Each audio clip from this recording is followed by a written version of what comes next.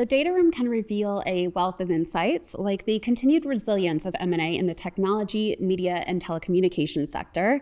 And here to share some proprietary data and insights it reveals is Datasite's Mark Williams.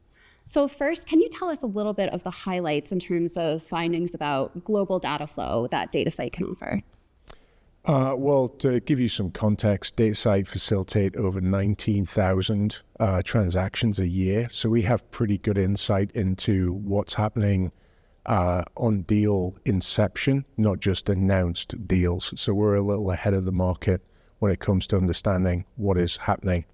This year so far, we've seen deal creation up 22%, which is, obviously important for us as we plan for and look at what's going to happen throughout the rest of the year.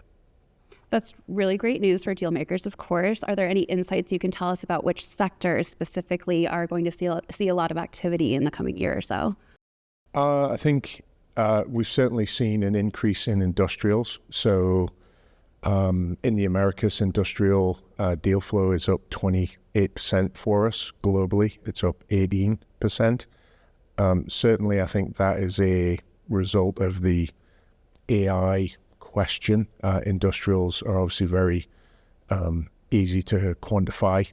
So as certainly investors like private equity firms look at industrial opportunities, those are easier to predict, and there's less questions about how they're going to be disrupted by AI than software opportunities, for example. But we've also seen an increase in TMT deals, which how they end up, and they're certainly the folks that we speak to who are on those transactions, they're definitely more complex than they were a year ago.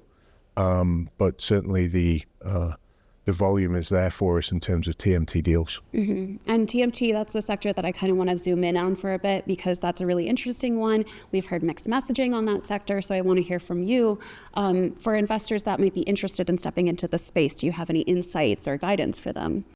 Well, TMT is a fairly large segment, and certainly media of the TMT segment is we've done a number of large transactions.